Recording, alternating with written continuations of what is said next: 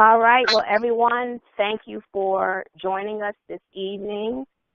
We have an excellent and wonderful speaker on the topic of diabetes, which I know so many are impacted. Even in my own family, there are several family members that suffer with this disease. And I know especially caregivers have a very difficult time managing their own health. And so if diabetes is one of those issues that you're dealing with, I am most certain that you will receive a great amount of information tonight about how you're going to manage that diabetes when you're stuck at home and you're trying to balance your own care needs with that of your loved one.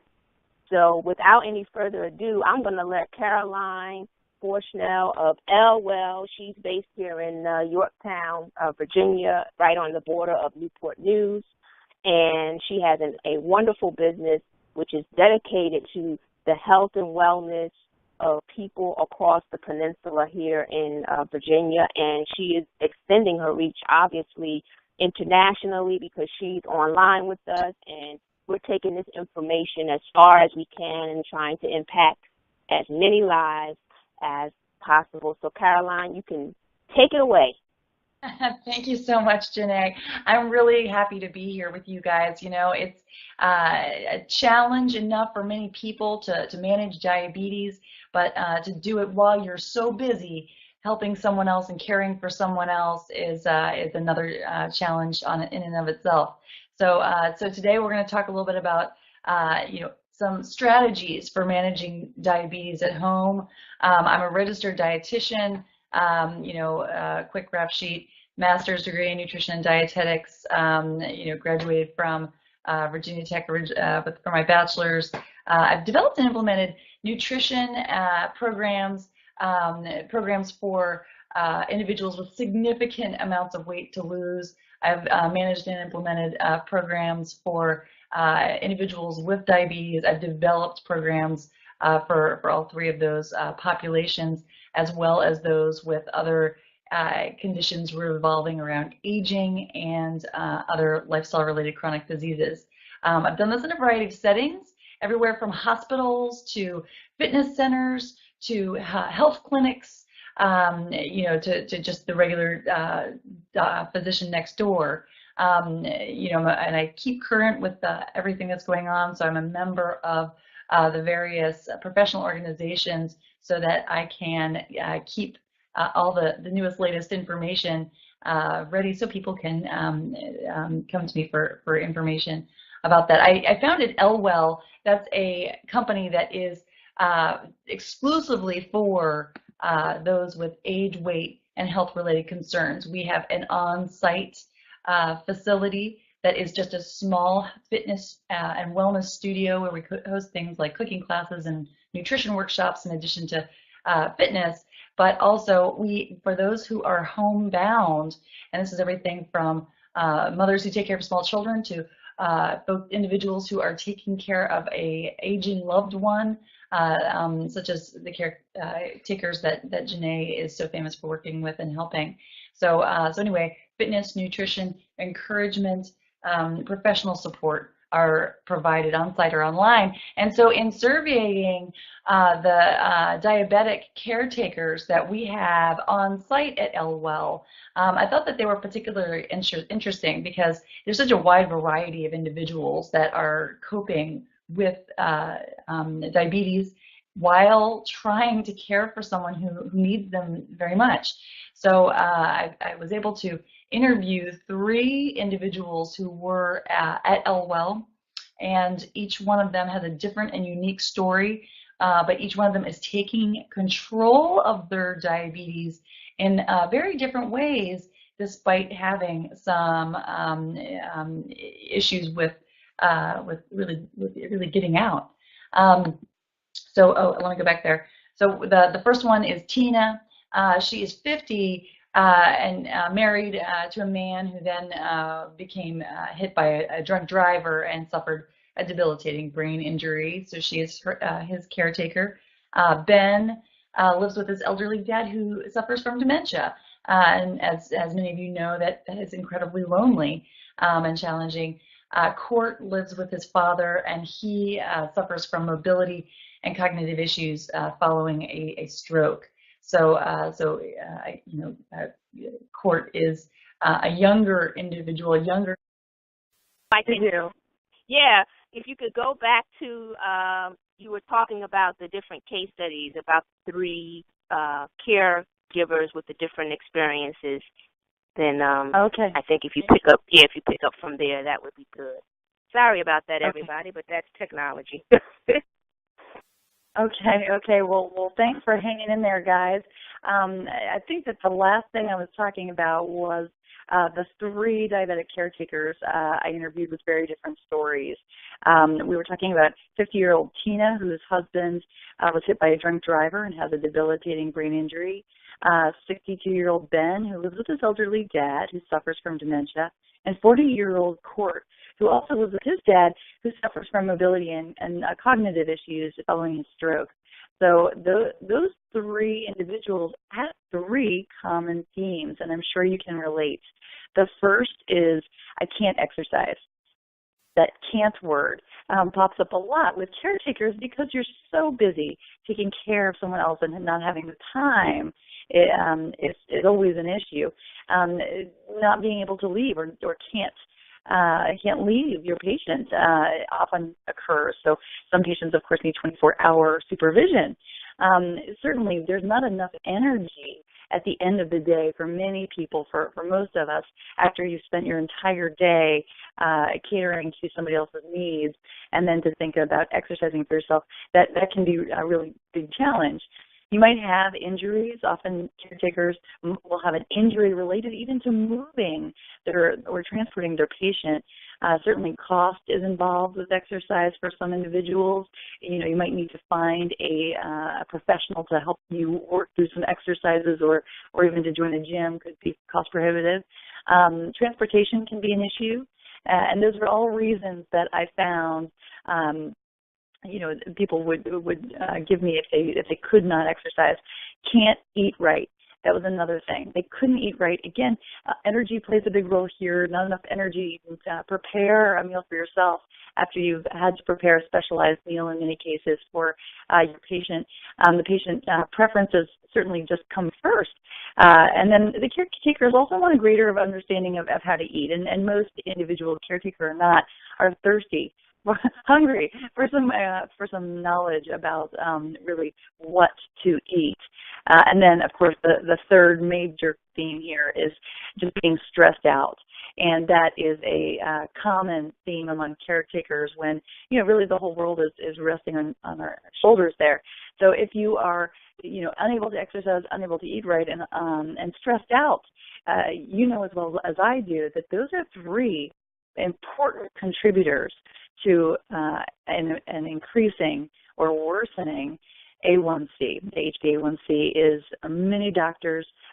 most doctors will use that lab data to determine how your diabetes is doing and how well you're controlling that. The higher the A1C, as you know, the worse the health outcomes. So we want to be able to lower that A1C, and these 3 components are in the way. Many caretakers have a better ease of time taking diabetic medications, but following up on these 3 things, it can be a challenge. So we're going to talk about how our 3 diabetic caretakers turned it around based on these 3 common themes. So the first one, and of course, as we go from stress, a lot of them must make inflammatory food choices, and of course less exercise. And it really does become a snowball effect. This contributes to a challenge for many of us. The problem is that the less we do one of these items, the more the others start to creep up. For example, the less we exercise, the more stressed out we are, or certainly the less we exercise, the more inflammatory food choices that we make. These are usually foods that are higher in sugars and saturated fats, et cetera. So this kind of really creates a snowball effect and can worsen that A1C. So you want to take a deep breath, don't panic, okay? Because we definitely want to keep that stress under control. And by worrying about yourself with all the other things that you have to worry about, often we can, worry ourselves into a little frenzy, which of course contributes to that snowball effect and being a little stressed out. So rather than saying, okay, well, we have to change everything right now about fitness, about diet, and about our stress, we're not going to worry about that. It's remarkable how small steps add up to clinically significant improvements. Over time, one or two small steps can mean a world of difference, meaning that, living 5 years longer, improving your quality of life, certainly improving pain, and obviously improving diabetes. So we're going to create doable steps for each segment. And but a couple of things that we want to keep in mind is that consistency is absolutely key. We're going to pick the low-hanging fruit. These are the items that you are most likely to be able to stick with. But even though we're going to pick the low-hanging fruit, it's a small step, and small steps are going to matter most when you can stick to them every day. We're also going to look at time-bound attempts rather than saying, okay, well, I'm going to change one thing about fitness, but I'm going to do it every day for the rest of my life. We're going to say, nope, we're going to pick one thing, and we're going to pick it for a doable period of time. So let's say between now and the end of October would be a good goal. So that would give us about 8 weeks or 6 weeks, 6 to 8 weeks. So from there, let's talk about stress. Okay, caretakers, you know it. We've got to figure out how to find peace in chaos, and that is a challenge for all of us. Trying to find mindfulness in stress that can sound like an overwhelming task by itself, yet it can have such a profound impact on not just your diabetes, but your overall stress and well-being. So let's talk about how to do that. A couple of things that you may or may not have tried before are things like breathing exercises. 4-7-8. There's several different types of breathing exercises. And you can certainly Google this too. But a 4-7-8 is an easy, simple pattern. For example, we can just simply inhale for a count of 4, hold our breath for a count of 7, and then slowly exhale for a count of 8. Okay, so doing that rhythm, 4-7-8, 4-7-8, do that 4 times in the morning and then another 4 times in the evening to start. Just that can be an easy, simple thing that anyone can do that can have a remarkable impact on stress over time with consistency. Progressive relaxation can take a little bit longer, but certainly can have profound and immediate effects. This really refers to a tension pattern where you tense up your entire body and then release, and you'll do it from the ground up. So indulge me for just a moment as we place our feet right below our knees and begin to tense up through our toes, tense up the arch of the foot, tense up that ankle, tense up the top of the shin, the back of the calf. We're going to tense up through those thighs, squeeze your bum with all your might, and then certainly keep working up through the torso, getting tense through the torso, through the chest. Bring those shoulders together in the back. Bring those shoulders down, away from your ears. Flex your biceps. Pull your hands into your chest. Clench that. And then don't forget about your face. I want you to lift your forehead, your eyebrows into your hairline, and tense your face. Tense it, and then release.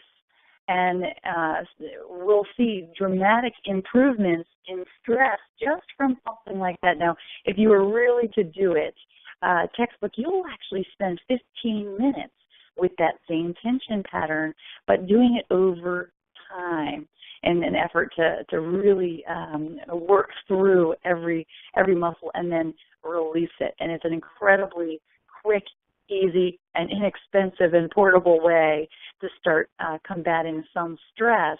Nothing will touch the type of stress that you're dealing with as far as your day-to-day. But little strategies, picking that low-hanging fruit, something you can do to make a small difference to add up over time, can be very, very dramatic.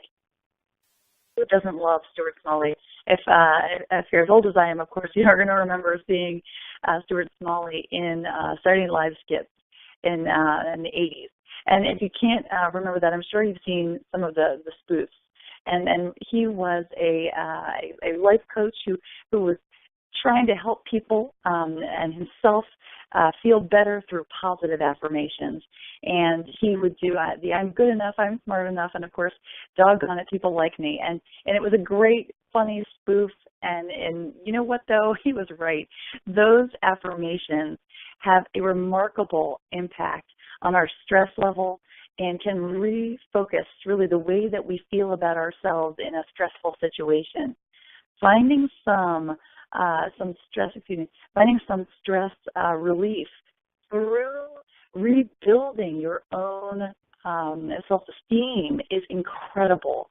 It's an incredible way of giving you some empowerment in a situation where sometimes you can feel like you're really drowning, and that's a very important strategy. I think that it is simple but so effective, and if we can start building with these small steps, you can have a great impact on your diabetes. So if you are looking at yourself in the mirror like Stuart did so long ago, look at yourself in the mirror and you can say something that really resonates with you. Maybe it's, I am strong enough to get through this day, and that can provide such a profound impact on empowerment that your stress seems suddenly more doable. Give it a try. Simple makes a big difference. All right, so other ways to relieve stress, and these are all very important too. Community is essential. And this is why I love caretakers, because Janae really brings together a community of people throughout the whole entire world who are dealing and coping with a very common issue. So finding a community is incredible, whether it's online like caretakers or maybe you are able to get out and visit a place of worship periodically. Certainly a fitness studio would be wonderful as well. Senior centers, of course. Other support groups. You can check your hospital. Your local hospitals often do this. The libraries often do this. And then certainly if you have access to a rec center or anything like that, there's often support groups held. But finding a sense of community is a very pleasurable way to help you relieve stress when sometimes when you're home alone taking care of somebody else, you can feel disconnected from the rest of the world. So actively searching for that community can have a positive impact on your diabetes by reducing stress. And so that is incredibly effective. And we found that even in one of our examples here, Ben, who was quite lonely, taking care of his father, this was one area of opportunity for him. He wasn't really ready to exercise yet. He did take his medication. He wasn't really ready to eat right yet, but to come and join a community, as we have, let's say, at Elwell or anywhere, you can certainly find a huge opportunity to reduce stress. And that alone contributed to his improvement in his diabetes. It contributed really to an improvement in his outlook on life. And, we see even through longevity studies that people with a community live a longer and more fulfilling life. So actively searching out for that community is a simple but very effective strategy for improving your diabetes. From there, though, of course, we'll go into our next segment which is nutrition for diabetes. And this can be overwhelming. I know. I'm a registered dietitian, and most of what I do is work with individuals to try to demystify nutrition when there is insulin resistance, either with prediabetes or diabetes. And as you all know, there's a wide spectrum of needs for nutrition with diabetes, whether you're insulin independent or whether you're just managed on oral medications, has an impact on how we're able to eat. So what we're going to do here is we're going to talk about some of the basics, but using some strategies to simplify some of the basics so that anyone at any level of diabetes or any area of diabetes, whether you're insulin dependent or not, can use these simple tools. Okay, so we're just going to try to pick maybe one or two of the easiest things that we're going to talk about today to change your diet. All right, so of course, carbs are an issue, and if you have diabetes, you've at least heard that word. We'll talk a little bit about which foods are diabetes in the next slide, but portion control, fats, that's a major opportunity, and of course, lean proteins is another thing we'll just touch on briefly. Okay, going to carbohydrates, and again, we're going to make this as doable as possible. You'll see on the quick chart we've got complex carbs on one column, we've got simple carbs on another. So let's define that really quick. Complex carbs, are unprocessed in this way. You see the simple carbs on the other side, and we see a lot of packaged foods, pasta, some white rice, certainly, breads, things like that. The difference between the complex carbs and the simple carbs are that the simple carbs, when you consume those simple carbs, your blood sugar spikes up way more quickly than if you consume complex carbs. And the reason for that is really complex carbs are starches and fiber.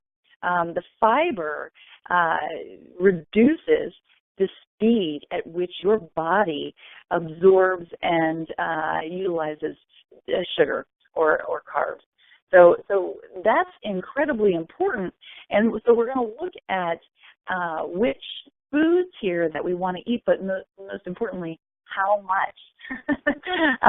All carbohydrates will ultimately turn into sugar in the blood, with the exception of fiber. So if we're looking at carbohydrates, if you're reading the back of that label, consuming carbohydrates with a large amount of fiber will help you consume more food and more of them while maintaining optimal blood glucose control. So here, where are we aiming at looking at that food label? I've got 30 to 45 grams per meal for women. I've got 45 to 60 grams per meal for men. This will control blood sugar for many individuals if you're choosing those complex carbohydrates. So that means moving away from breads, pastas, and moving towards sweet potatoes and lentils, those types of things. Okay, not to say that you can never have a little bit of pasta, but we want to be really careful with that. If we're adding a little bit of pasta or a little bit of bread to the diet, we want to make sure that we're going to add other foods that have a significant amount of fiber to the diet.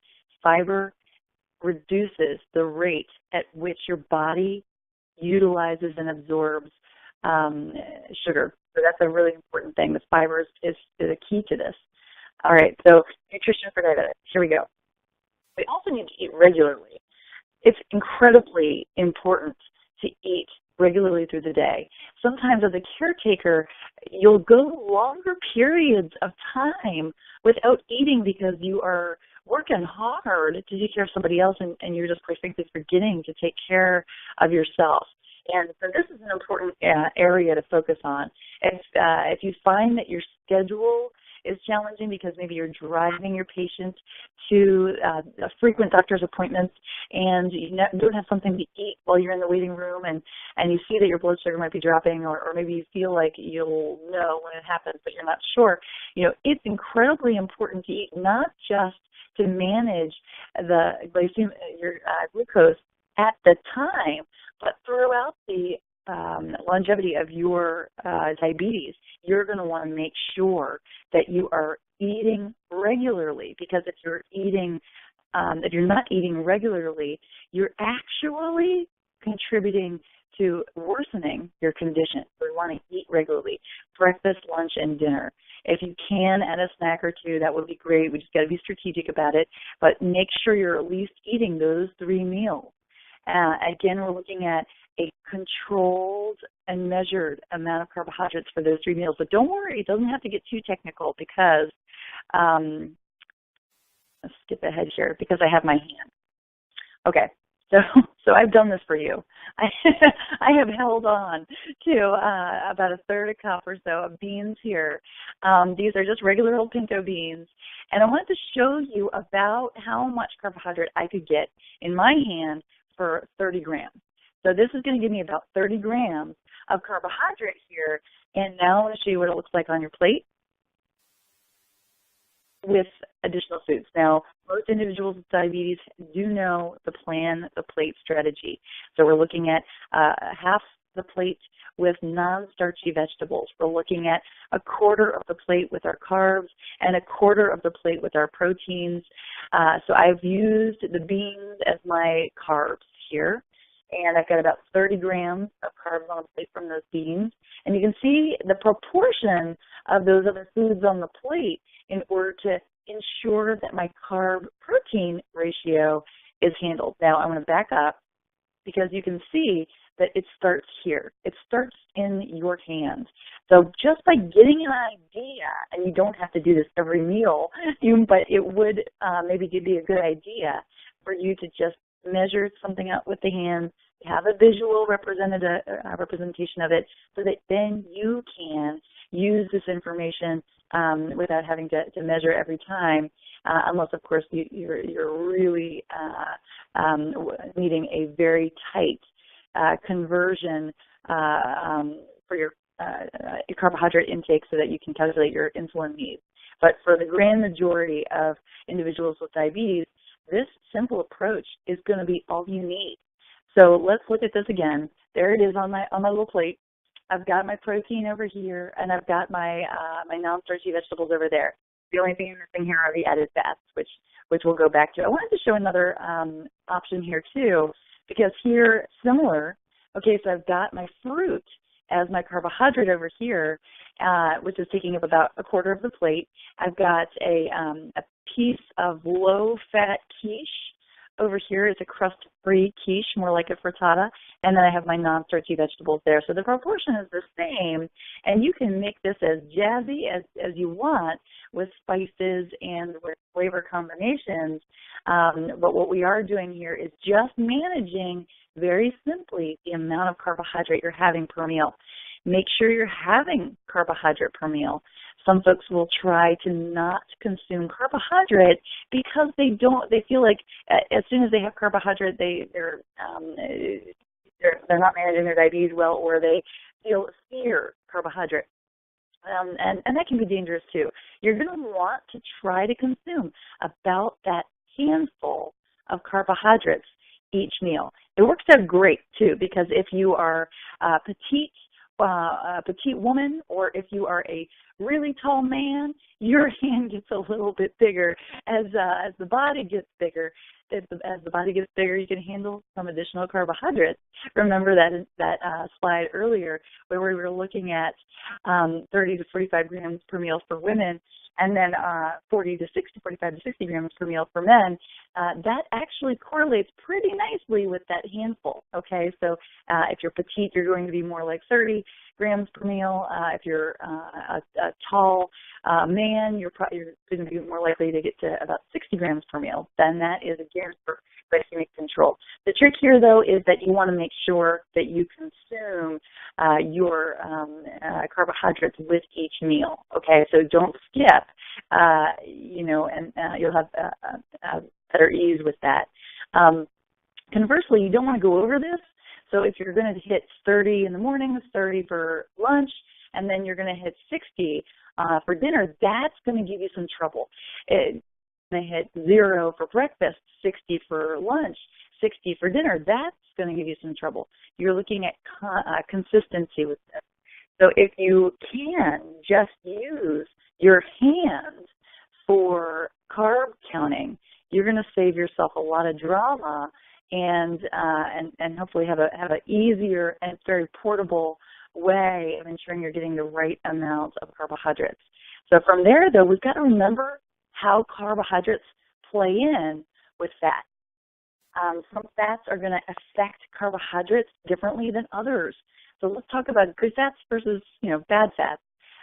We've got our salmon up there, our avocado up there, nuts up there, nut butter, and then on the bad fats, we've got a really greasy, cheesy pizza. We've got some butter. We've got potato chips. We've got cupcakes.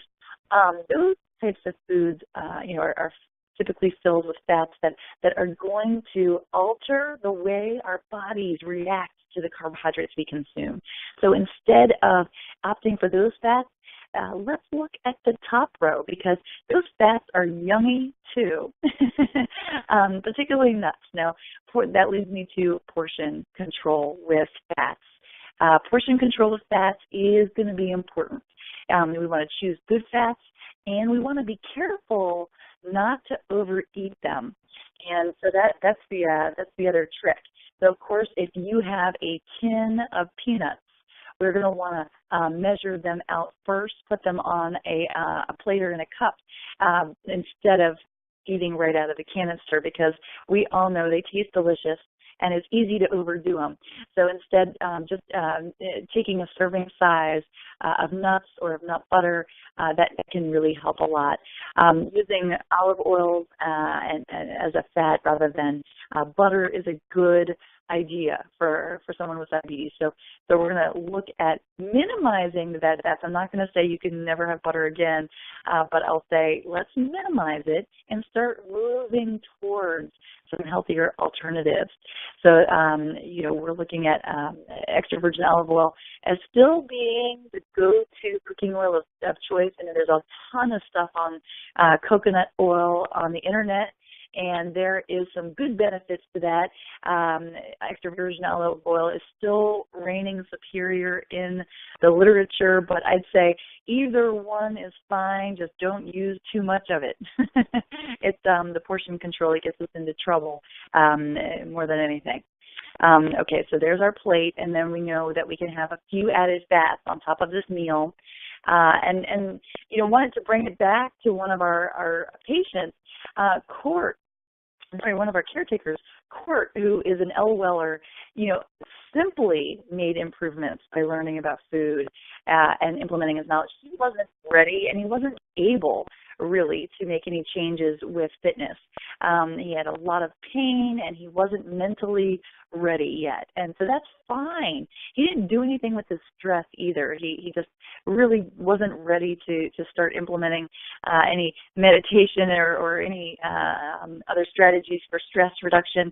But he was ready with his nutrition. And so the only change that Court really made was starting to carb count in this very simple and easy way. He actually lost 35 pounds.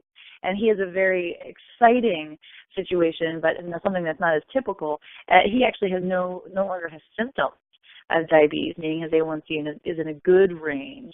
If you'll recall, he was our 40-year-old, and so he was able to really reverse things with this weight loss and with consistent carb intake, meaning he was between 45 and 60 grams.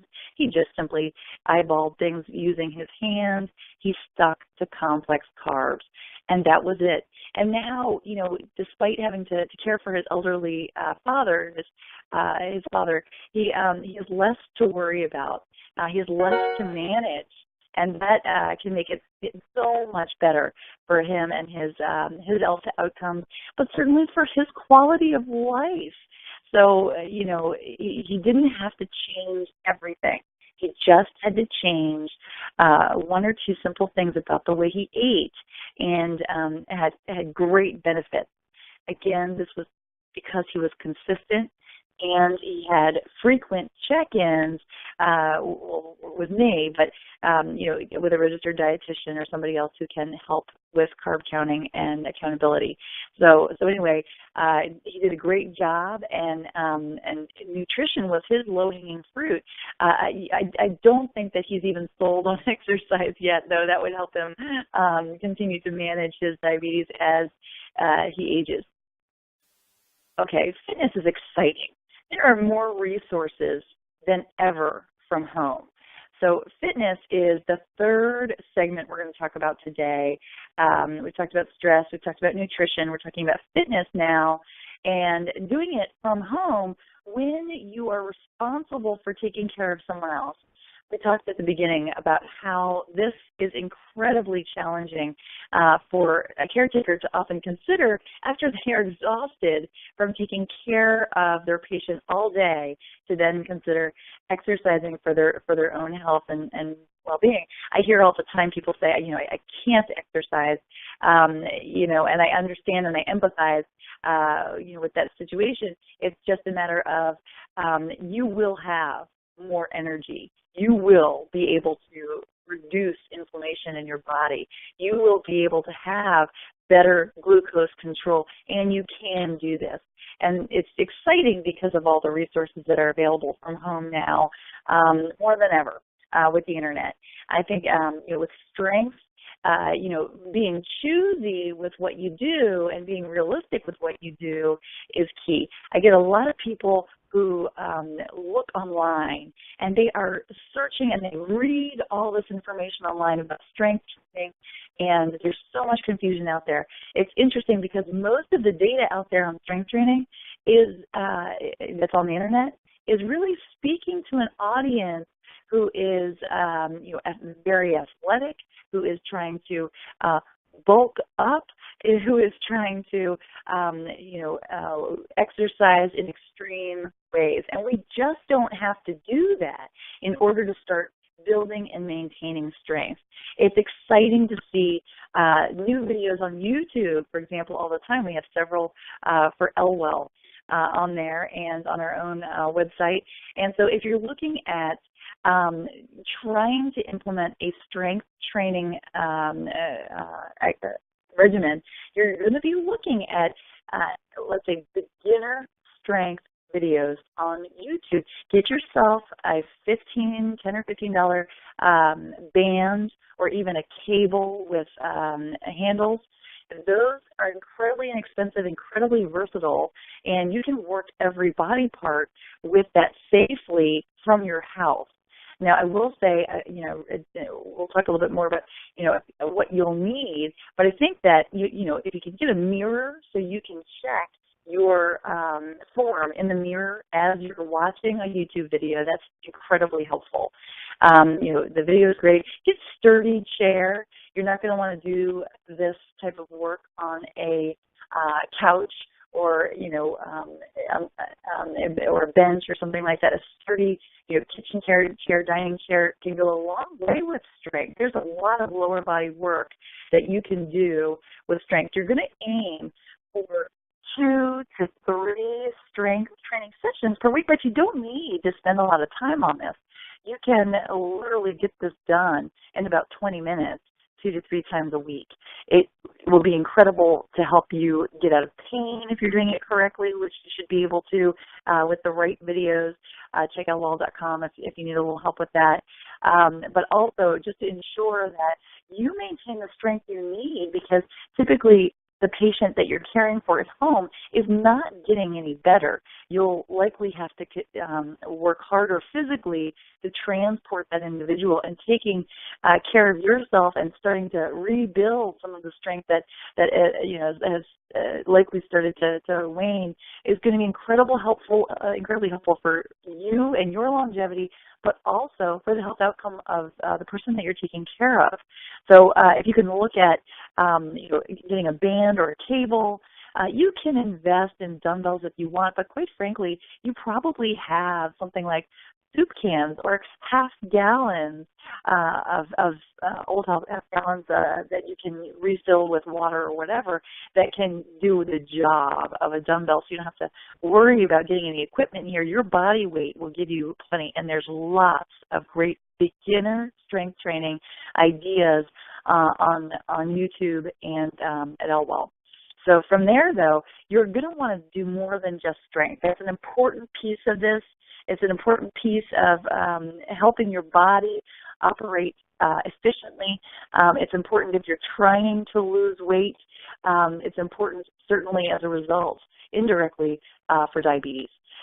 From there, though, in order to create a well-rounded fitness regimen, we've got to implement some cardio. And again, so many people look online, and there's so much information out there about, okay, well, what do we do? And is cardio better or strength better? You really need it all, especially with diabetes. Diabetes typically can make the quality of life poor or less than optimal. But hypertension, and that's high blood pressure and cardiovascular disease, that's really what ends up killing us with diabetes. So we're looking at implementing some sort of cardio regimen. It does not have to be much. You can take 10 minutes and walk back and forth to the mailbox a couple times if you can, or if you've got 5 minutes, let's start there. I prefer people to try to get outside if they possibly can. That fresh air loops back around and really supports improvement in stress, which we talked about before. So implementing a little bit of gentle cardio outside will go a long way.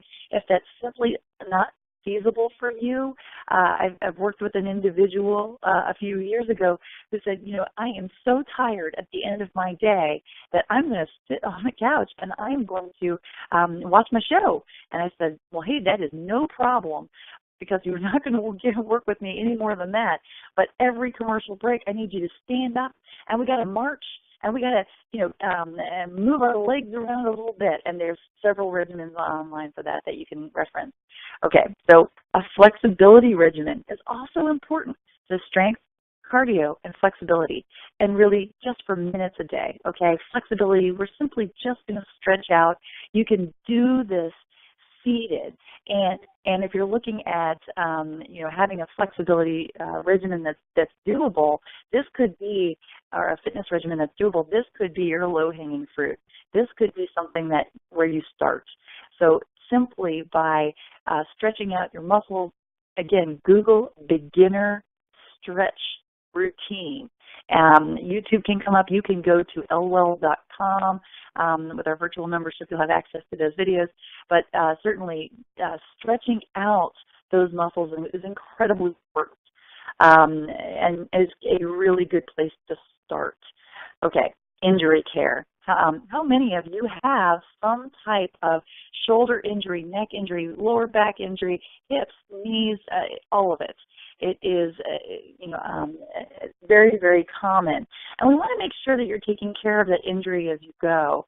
So finding out more about how you can take care of that injury, whether you can benefit from working with a physical therapist, even for just one session, where you say, hey, I need to know what to do at home because I can't come back to see you for the reasons that we mentioned before, for example, time and energy.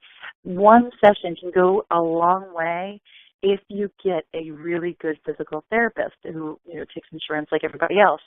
Find a referral from a friend, from somebody that they've worked with, to find a really good physical therapist. I know there's lots in our area here in Hampton Roads, and so if you're local, please give me a call, and I'd love to help you find the right one. From there, though, we've got our equipment, we've got our plan, and, this is something that Tina really had a huge success with. So she couldn't leave the house often. Tina was working, and when she wasn't working, she was taking care of her husband. He was the example with the brain injury. She was at home a lot, doing everything for this man. She didn't have to sit while she was there, but she really, really did not want to move either. Tina had to stand for her job.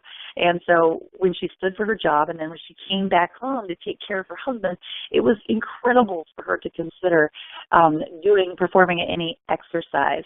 So, you know what was great about Tina? We just didn't overthink this. We turned on her favorite music, and Tina just danced for about 10 to 20 minutes most days. And that was her low-hanging fruit. Many people will also describe how fitness can alleviate a lot of the stress, which is another big concern we talked about earlier. Tina was able to do both with her cardio regimen, which was just dancing in her kitchen. So if you can even consider something like that as being cardio, wonderful. She implemented that home workout plan, and it was easy for her to stick to. It was fun for her. It didn't have to be complicated. And, you know, we built her up from there. So after she was able to implement that dance workout, you know, we started doing some push-ups, you know, on the kitchen counter, you know, and we built up from there with bands, et cetera. So it's one of those things that it was her low-hanging fruit. It was a perfect fit. We've just got to find your perfect fit. We're not all the same. Caretakers everywhere are in very unique situations, with unique personal needs as well. So if you're coping with diabetes while caring for someone else, you'll find that small, simple steps in fitness, nutrition, and stress management will make a world of difference in your quality of life and in managing your disease. So we want to just take, again, those large, simple things. We don't want to set yourself up for big, sweeping changes. Okay, so if you went out and read the last diet book and you changed everything at once the next Monday, that can really counteract what you wanted to do. You want success. And by taking one or two small items that you can definitely be successful with, maybe once a week, maybe twice a month, adding a new one, that's the way to go. That's what is going to give you the ultimate success. The trick is, though, consistency. And don't forget that positive self-talk, Stuart. All you Stuart Smalleys out there, you can do this. And it's been done before, and we've all got these unique life challenges, but we just got to keep on putting one foot in front of the next. You'll take better care of yourself, have more energy, and be able to take care of your patient better too, and with a better outcome with diabetes. So anyway, if you would like more information from me, you can certainly access it at my website or call me. If you have any questions now, I'm able to answer anything with your unique situation. Thank you, Caroline. Anybody has questions, feel free to share them in the chat section, and I will forward them to Caroline. Does anyone have any questions that is online right now? I know you may not have thought of anything just yet, and so you have Caroline's phone number and her website, that where you can contact her afterwards should you come up with any questions that you could not think of tonight. This session is being recorded, so it will be available for download shortly. And if you have access to the Carekeepers Facebook page, you can go there and it will let you know when the recording is available for you to download and to review, because she gave out some awesome information. I was sitting here sharing different tidbits of her wisdom on our social media pages, and a lot of people are just enjoying the conversation. So, Caroline, I thank you so much. You gave us some very practical things that all of us, no matter what situation we find ourselves in, can take advantage of. So let's get out there and stay positive and really believe and take the next step in our journey towards better health and wellness. So without anything else, I don't see any questions coming in right now, but should you have any, please feel free to contact Caroline. She's an awesome resource. And I thank you all for joining. And our next online webinar will be October 7th. We're going to be talking about getting organized. And I know for many of us that can be stressful, but I have found that when I get things in order, it actually releases some stress because then I can find what I'm looking for without pulling my hair out. So October 7th, it's a Wednesday evening at 7 o'clock again, and we will be talking about organizing, and our guest speaker is Stephanie Jackson of Sort Me Out Organizing. So if you have a chance to join us then, please do. And with that said, any last words, Caroline? Thank you so much for the opportunity to get out there, Janae. I appreciate that, and I look forward to talking to you all with anything that comes up with you as you manage your diabetes and your situation. All right. Well, thank you. We're going to sign off for the evening, and thank you all for joining us. Have a great night. You too. Bye-bye.